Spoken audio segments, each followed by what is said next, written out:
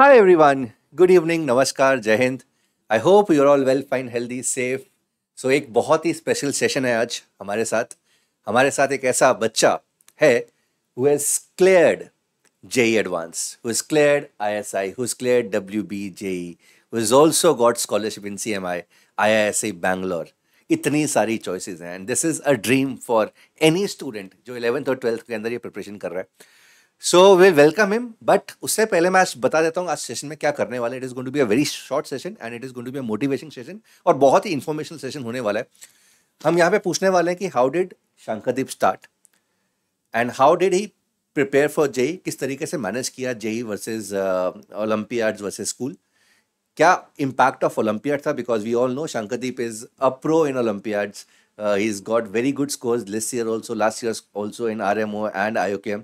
And also जो एक question सब लोगों के दिमाग के अंदर है कि अब इतनी चॉइसेस हैं तो चूज क्या करेगा out of all these things because he got a lot of option. JEE advance के अंदर बहुत सारे ऑप्शन है.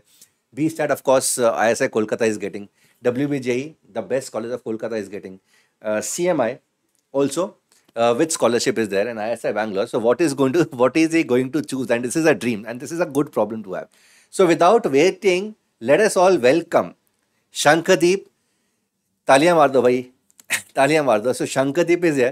तो शंकरदीप पहले तो कॉन्ग्रेचुलेशन, बिग कॉन्ग्रेचुलेशन बिकॉज जो तुमने किया है, ये जो अचीवमेंट्स हैं, this is a dream for every student. And कैसा फील हो रहा है पहले तो ये बताओ भाई. अच्छा, बहुत अच्छा फ़ील हो रहा है। तो मतलब जर्नी तो बहुत ही अच्छा था हाँ, और वो यहाँ कैमरे तक में देख सकते हो, बैक जर्नी साइड. तो मतलब बहुत ही अच्छा था और यहाँ तक मतलब वेदांतु से मतलब बहुत अच्छा कनेक्शन बन गया है। तो मतलब यही। अच्छा, तो उस कनेक्शन बन गया. उससे पहले हम शुरू करते हैं कि कनेक्शन कैसे बना. How did it start, start कैसे हुआ तुम्हारा ओलंपियड जर्नी, कैसे स्टार्ट हुआ, किस तरीके से तुम ओलंपियड में आए, वेदांतों के साथ जर्नी कैसे स्टार्ट हुआ.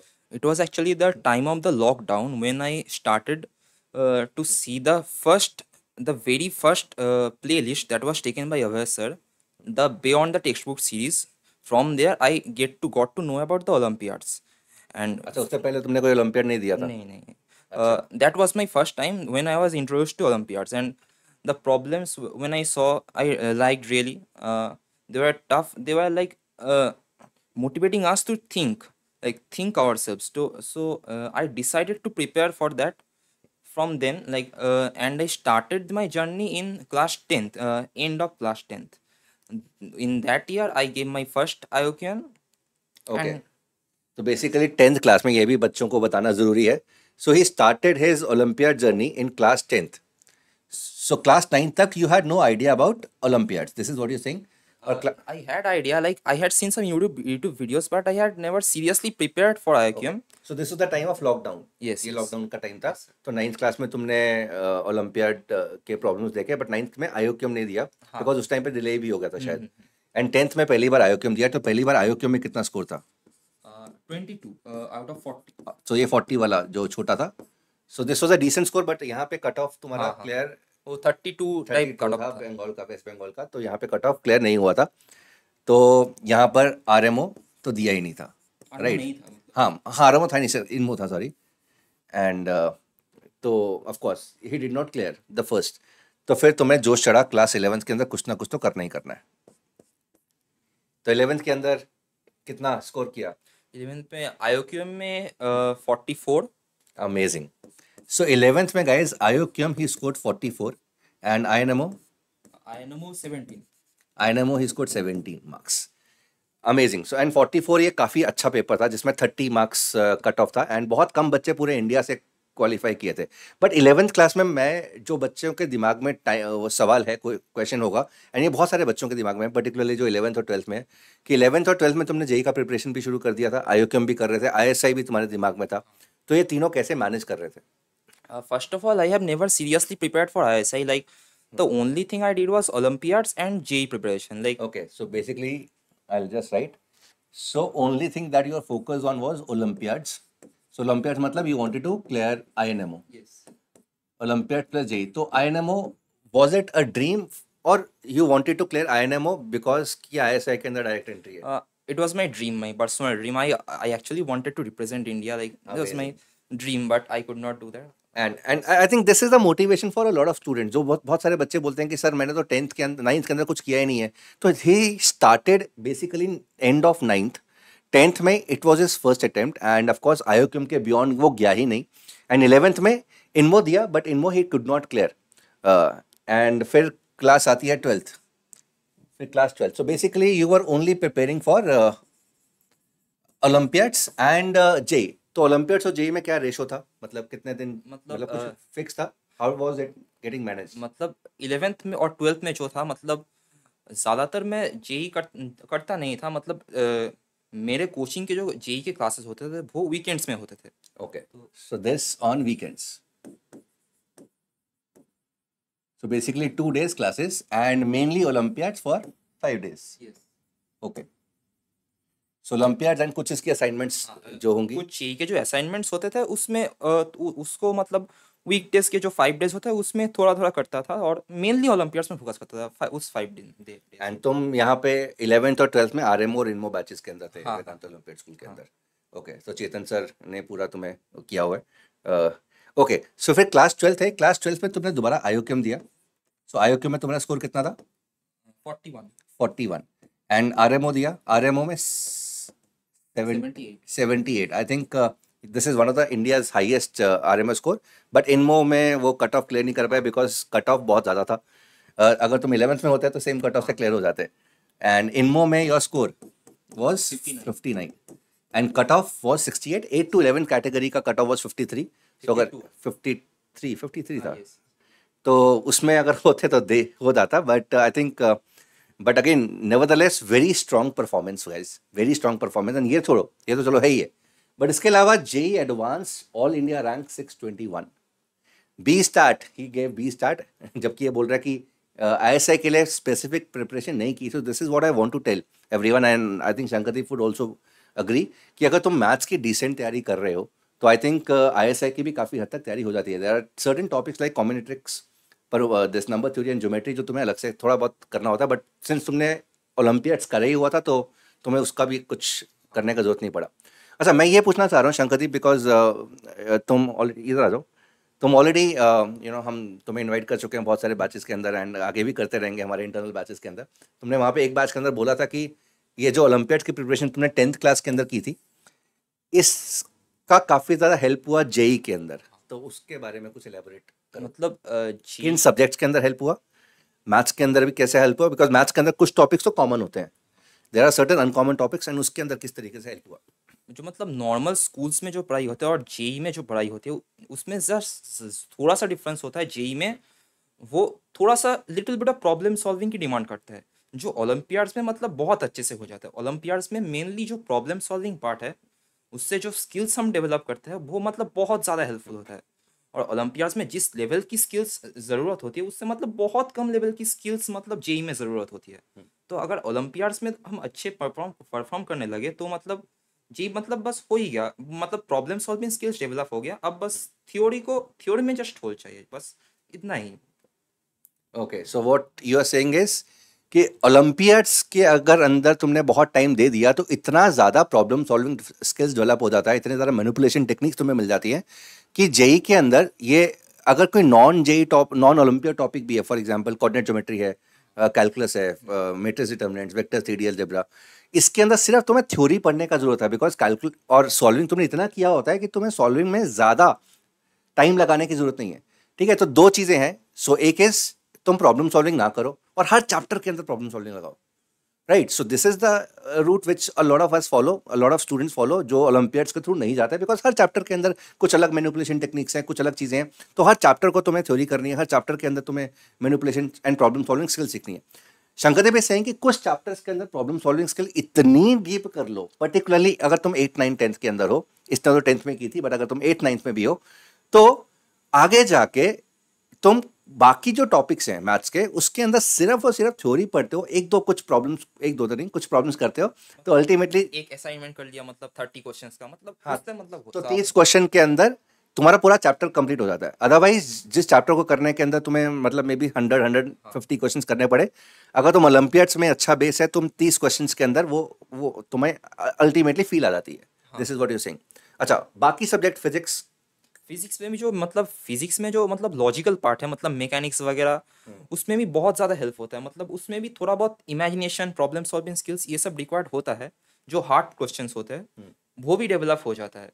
और जो मतलब इलेक्ट्रोडायनेमिक्स वाला पार्ट है, मतलब उसमें भी मतलब फिजिक्स में तो ज़्यादातर न्यूमेरिकल्स होता है, तो मतलब वो जस्ट मैथ्स का जस्ट एप्लीकेशन हम बोल सकते हैं।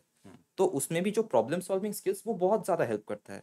तो फिजिक्स में तो इस तरह से हेल्प तो किया ही है। और मतलब ओलंपियाड प्रिपरेशन हेल्प हाँ यू इन हाँ फिजिक्स आल्सो, हाँ दिस इज ओके। और मैकेनिक्स पर्टिकुलरली हाँ जो हाँ स्टार्टिंग वाला पार्ट होता और केमिस्ट्री में भी जो फिजिकल केमिस्ट्री वाला पार्ट है, उसमें कॉन्सेप्ट्स अगर हमें समझ आ जाए तो है। उसके बाद न्यूमेरिकल्स में उतना ज़्यादा प्रॉब्लम नहीं होता, क्योंकि प्रॉब्लम सॉल्विंग स्किल्स हमने डेवलप कर लिया है। पर केमिस्ट्री में मुझे लगता नहीं कि ज़्यादा हाँ हाँ मतलब मैनिपुलेशन भी हाँ होती है। इट इज़ कि अगर तुम्हें कॉन्सेप्ट आता है तो डायरेक्टली हाँ हाँ हाँ तुम चीज़ें कर सकते हो। मतलब मेरा केमिस्ट्री काफ़ी वीक था, तुम्हारा केमिस्ट्री कैसा था? मतलब डिसेंट था, मतलब ज़्यादा मॉडरेट। ओके, तो केमिस्ट्री तुमने शुरू कैसे कब किया? 11th में शुरू किया? 11th जे में ओके, 11th तो में बिफोर 11th मैथ्स के अंदर, सर 10th में सिर्फ और सिर्फ तुमने मैथ्स ओलंपियाड हाँ किया, फिजिक्स और केमिस्ट्री कुछ भी शुरू नहीं किया था? हम्म, कुछ भी शुरू, इवन मैकेनिक्स वाला पार्ट भी शुरू नहीं किया था नहीं तुमने? नहीं नहीं नहीं। ओके, तो फिजिक्स और केमिस्ट्री पूरा का पूरा 11th में शुरू किया एंड मैथ्स ओलंपियाड पे पूरा फोकस था हाँ 10th तक। ओके। एक और चीज़ मैं बताना चाहता हूँ।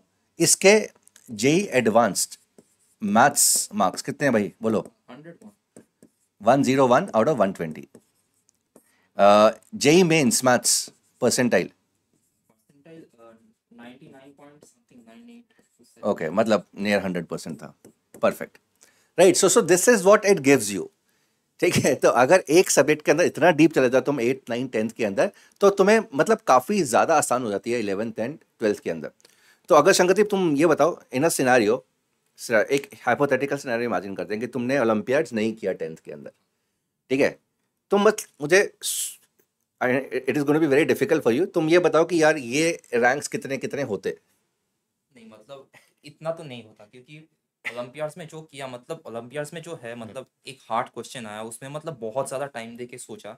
मतलब अगर सिर्फ जेई करता तो मतलब उसका कोई स्कोप ही नहीं होता। मतलब हमें 30 क्वेश्चन दिए गए, 3 मिनट का टाइम है, उसमें सोचो, अगर नहीं हुआ तो सॉल्यूशन देखो। मतलब इस तरह का माइंडसेट डेवलप हो जाता है। मतलब एक प्रॉब्लम को लेकर बहुत ज़्यादा टाइम दिया, उसमें टाइम स्पेंड किया, बहुत सारे वेज ऑफ अप्रोच ट्राई किए, वो मतलब डेवलप नहीं हो पाता। और वही मतलब सबसे ज़्यादा मतलब रिक्वायर्ड है, मतलब प्रॉब्लम सॉल्विंग को डेवलप करने के लिए। तो अमेजिंग। मतलब इतना अच्छा कभी नहीं होता। ओके, ओके, चलो।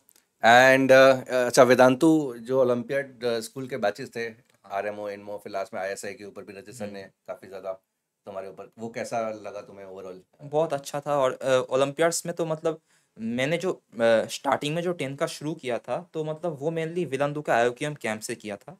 बहुत अच्छे उससे प्रॉब्लम्स पहले थे। यूट्यूब था, यूट्यूब हाँ हाँ मतलब यूट्यूब पे तुम देखते थे एंड हाँ फर्स्ट टाइम एसोसिएशन कैंप से शुरू हुआ हाँ हाँ। तुम्हारा? उसके बाद मतलब बहुत अच्छे प्रॉब्लम्स जो डेली कराते थे सर, और टेस्ट जो लेते थे, मतलब वो सबसे ज़्यादा हेल्पफुल था, क्योंकि उसमें से मतलब हम खुद को एवेलुएट कर पाते थे।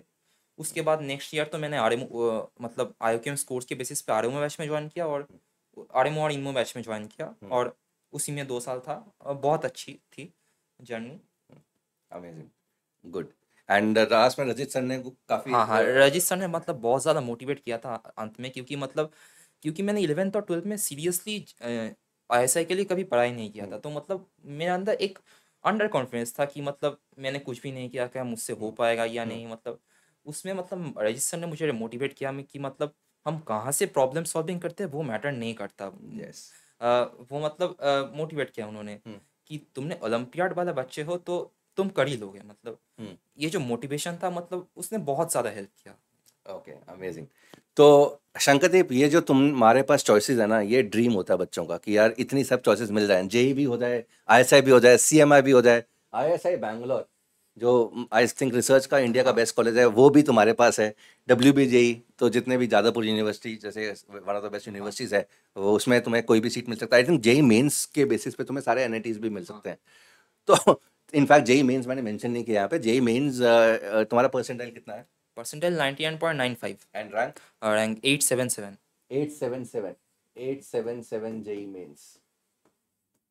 Amazing guys. तो तो इतनी सारी चॉइसेस, अब तुम बताओ, ये पूरा देश जानना चाह रहा है कि तुम यहाँ पे अभी भी, आई थिंक मैं बता देता हूँ कि अभी भी स्टिल कंफ्यूज, अभी भी हमने कॉल नहीं लिया है। बट किन किन पे जीरो डाउन किया है, क्या क्या जीरो डाउन किया है, ये हम देख लेते हैं। मतलब आईएसआई और सीएमआई में चूज नहीं कर रहा क्योंकि मतलब मुझे मतलब प्योर मैथ्स में नहीं जाना, मतलब मुझे थोड़ा मैथ्स और कंप्यूटर साइंस का थोड़ा मिक्सचर चाहिए, मतलब उसमें मुझे ज़्यादा इंटरेस्ट है। तो मतलब आईएसआई और सीएमआई को मैंने एलिमिनेट किया और कॉलेज लाइफ के बेसिस पे भी मतलब उनको थोड़ा हाँ। नीचे रखा। अच्छा, क्योंकि वहाँ पे ज़्यादा बच्चे पढ़ते हैं, तुम्हें तुम्हें मौज मस्ती करनी है, बहुत पढ़ाई कर ली। अच्छा, हाँ, तो अभी कौन कौन सी चॉइसेस हैं तुम्हारे अभी पास? मतलब चॉइसेस में आईआईसी बैंगलोर का बीटेक इन एमएनसी है और गुवाहाटी में सीएसई और एमएनसी, ये दो चॉइसेस। ओके, सो अभी what is thinking is IIT Guwahati, CSE and MNC, mathematics and computing. Maths वाले बच्चों को यही पसंद है। And the other choice that he has, other thing that is thinking is IISc Bangalore BTech in MNC. So MNC is mathematics and computing, and मतलब जो maths वाले बच्चे हैं उनको काफ़ी ज़्यादा ये चॉइस पसंद आती है। So all the best Shankardeep, and thank you for coming to us and motivating all the students. And I am very sure बहुत सारे बच्चों के और भी बहुत सारे सवाल होंगे। तो अगर कोई भी सवाल है तो प्लीज़ तुम कमेंट्स के अंदर डाल सकते हो। I will definitely ask Shankardeep to answer those questions on his own. And all the best. एक बार तालियां मार दो फटाफट से शंकरदीप के लिए। एंड थैंक यू बच्चे, God bless you. Thank you. All right, bye bye everyone.